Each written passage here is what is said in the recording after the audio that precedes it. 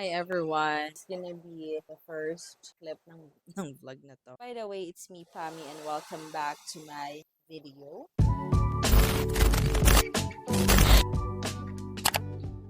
For today, actually nothing special. Punta tayo ng hospital again, which is talaga siya special. So, mag-skincare lang ako. Nakapaghilamos na din. Naisipan ko din mag-vlog today since may ganap naman ako and aalis nga ako, guys. So, sabi ko mag-vlog na lang ako kasi sayang naman ang araw kung hindi ako mag-video. Medyo kakagising-gising lang din namin kasi ang oras ba ito na? Mga 12:30 gising na kami kasi na oras na rin naman kami natulog, especially me. Kasi nag-shoot pa ako ng pang TikTok ko kaninang umaga. Siguro 6 or 6:30 na gano'n. Tapos, alam mo guys, tong skincare na to, still trusting the process. Pero kasi kung titignan ko yung sa may forehead ko, medyo mawala na yung marks. Kaso ito yung problem ko. Parang may tumutubo-tubo pa sa akin mga ganyan. Hindi ko alam kung part ba siya ng process ng skincare or dahil sa katabaan ko na to, kaya sila nagsisilabasan. And then after ng serum guys, lalagay tayo ng sunscreen dahil lalabas tayo. Medyo mainit today. Mamaya pa ang ulan yan. Mga ano pa ang ulan. Actually, kaninang before ako matulog, umuulan na. So, feeling ko, ang next na ulan ay mamayang gabi. Most of the time, umuulan dito gabi. Kaya ako na magpa-lashes, wala na akong pilik mata. Isa na lang yung pilik mata ko, ay kumakapit pa. Mamaya guys, meron pala akong pasok. Mag-work na ako ulit mamaya kasi it's Monday. Third, follow-up na ata to doon sa doktor ko kasi reresetahan na ako ng oral na gamot for my fungus. Kasi may ayun nga, nag-positive ako sa fungus. Hindi ko na na-video din yung iba pa na part ng, alam mo yun, na kinuhaan din ako ng dugo. Kuha ko naman yung result via email. Pero, kukunin ko pa din yung hard copy mamaya doon sa hospital para ipakita ko doon kay Doc. Para alam niya rin kung ano yung oral na gamot na ibibigay niya sa akin or i-reseta niya sa akin. One thing lang na pinagdadasal ko dun sa gamot na i-reseta sa akin is hindi ganun kamahal. Especially, it's from Derma. Yung check-up pa lang sa Derma is mahal na talaga, promise. Parang seconds lang usap namin. Ano na yung bayad sa check-up. Kaya, gastos talaga. Pero sabi ko nga, nakakagastos ako sa mga pang checkout ko sa mga TikTok and Shopee. So, why not naman for my health? So, guys, I'm just using my serum. This is from Fresh Shine. Ayan, guys. Cup lang ang nagsisave sa buhay ko kapag wala akong makeup. Kaya, guys, kung makikita nyo, kahit noon pa, talagang mahilig na ako sa mga cup. Kasi pag wala akong ayos, ito lang yung pinangtatakip ko sa face ko. Basta, ang pinakamahalaga sa akin na hindi pwedeng mawala ay ang lip tint ko. Sa kulay ng labi, ikaw ako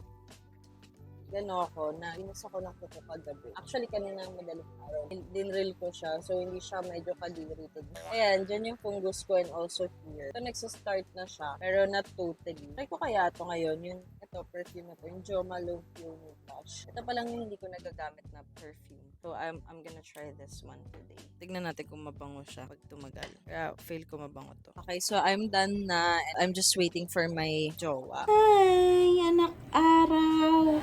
Amoy araw na naman siya. Kakaligo niya lang yesterday, oh. Hi. Say hi to the vlog. Hi, Billy. How are you doing? Hello. Hi, vlog. Ba, ba, ba, ba. Ba, ba, ba, ba, ba. Tingnan mo na dito. Bella? Bella tot? Bella. Baby, Bella. Say hi. Tingnan mo pag sinabi kong outside. Outside? Diba? Alam niya kagad na outside yun. Sang chikiting. Hello, Chowder. Hello, para silang damit. Hello, Chowder. Hello, Chowder.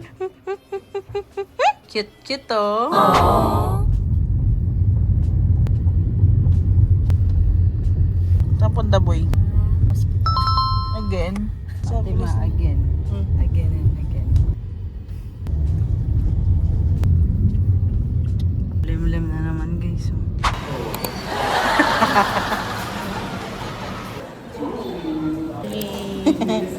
We're walking guys. Hingal ako. 5th floor pa kami. So guys, dito ako ngayon sa labas ng hospital and I'm just waiting for asawa. I hope naririnig niyo ako kasi hindi ko ginamit yung microphone ko. Ay, pinagdito ko lang si asawa dun sa loob ng hospital. Nakabili na ako ng gamot ko sa Mercury. Titingnan ako ng ibang tao dito. Nag-face asawa, sila iyak ako. So, nabigyan na ako ng oral, finally, ng gamot para dun sa fungus ko. And matagal na gamutan to guys. And I hope na gumaling ako. Ikaw 100. Tara na. Wow! Pinagtitinginan ako ng mga tao. Nakakaya.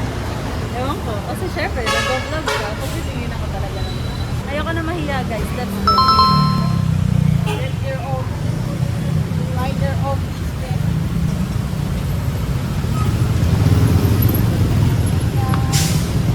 Haha, withdraw. So guys, for the withdraw kami, and ang mahal po ng gamot ko. Ito pala yung sinabi niya sa na mahal nga yung gamot.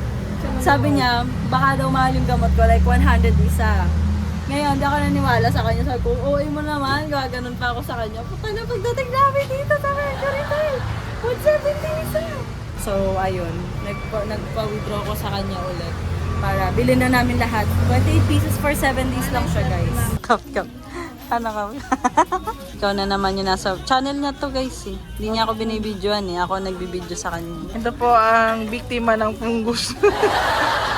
Okay tayo dyan. Ayun, Okay guys, hello. Dito na kami ulit sa bahay. Hindi na ako masyado nakapag-vlog sa labas kasi umuulan din. Nakabili na kami ng gamot ko. Finally, nabigyan na ako ng oral medication ng dermatologist ko. So, kinuha ko lang din yung result ko sa blood. Actually, nakuha ko na to via email. So, nauna ko na siyang basahin prior basahin ni Doc. Binigyan niya ako ng reseta kanina. So, binili na namin yung gamot lahat. So, bale pala, ang pag-inom ko is 4 capsules a day. Twice sa umaga, then twice din sa gabi. Sa isang ganito ata, apat yung laman niya. 6 box. Na kay asawa yung isa kasi sinerge niya to. For 7 days lang to guys. So, ang mahal talaga ng gamot. Ang mahal talaga magpa-derma. Masakit siya sa bulsa, pero sabi ko okay lang. At least gagaling ako dito. And hindi lang to guys. Meron pa akong ointment na ilalagay sa aking fungus. So, eto, na-recommend na to sa akin mismo doon sa hospital. Doon na ako bumili sa kanila. For now kasi guys, ito yung ginagamit ko, yung urea lotion. Pinapahid ko to sa kuko ko. Sabi, pampalambot daw to ng kuko, which is, feel ko naman, lumambot naman yung kuko ko kasi nilinis ko kagabi yung fungus ko. Dinidrill ko yan guys para hindi siya kumapal. Kasi kumakapal yan eh. And may kita nyo nakaumbok yung gitna. So, kumakapal siya. For 2 weeks ata, hindi ko siya nilinis kasi nagpapacheck nga ako. Gusto kong makita ng dermatologist ko yung itsura niya talaga kapag hindi ko siya nilinis. So, dalawa yan. Ito din makikita nyo para rin siya nakaumbok. So, magastos talaga. For 3 months ang gamutan ko, pero not so sure pa kung 3 months lang talaga siya. But most of the time, talagang pwede tong umabot like up to 6 months. And then, makikita ko yung pinaka-result, like magiging maayos yung kuko after a year. So, mahirap siyang gamutin. Sabi ko nga kay asawa, lagi rin niya i-check yung kamay niya, yung mga kuko niya. Kasi guys, nakakahawa po yung nail fungus. Or kahit anong fungus, basta nakakahawa siya. Nakukuha to from objects na nahawakan mo, na may nakahawak na may fungus, kaya skin to skin. Lalo na lagi kong kasama yung jowa ko. Kasi magkasama kami sa isang bahay. So, hindi malabo. Pero sabi ko sa kanya, lagi niyang titignan. Actually, naantok na ako ngayon kasi nakakapagod talaga. Yung pagpunta mo sa ospital, tapos mag-aantay ka, bibili ka pa ng gamot. And tinatanong din ako ng derma ko kung saan ko nakuha yung fungus. Sa totoo lang, hindi ko din alam kung saan ko siya nakuha. Naglalaylo ako maggupit-gupit ng kuko kasi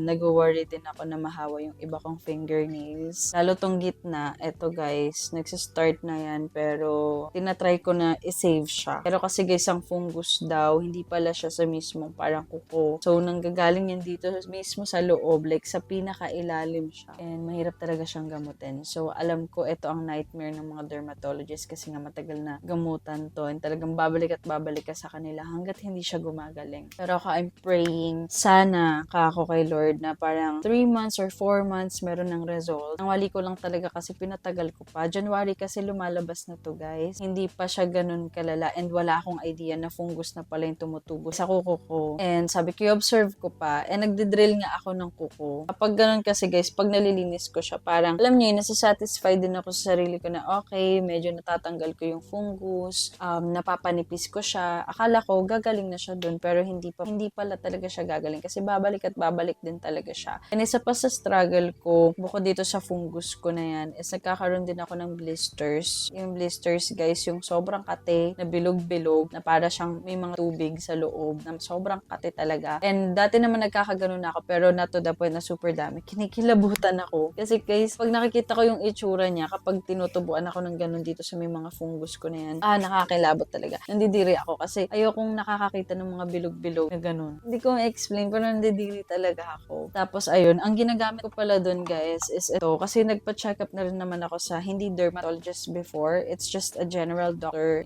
like general check-up lang siya. And I've asked her if ano yung tumutubo sa daliri ko, which tama naman siya kasi sinabi niya na nail fungus. Alam niya rin na nail fungus yun. And then she told me that I also have eczema. So, ito naman yung ginagamit ko nun sa aking balat. Effective naman siya. Ang sabi naman ng dermatologist ko, ito daw ang ipahid ko, urea lotion. But for me, it's not working talaga. Like, nagda-dry lang ulit yung skin ko, nagbibitak siya, masakit, nagkakaroon pa rin ng blisters. So, inaantok na ako.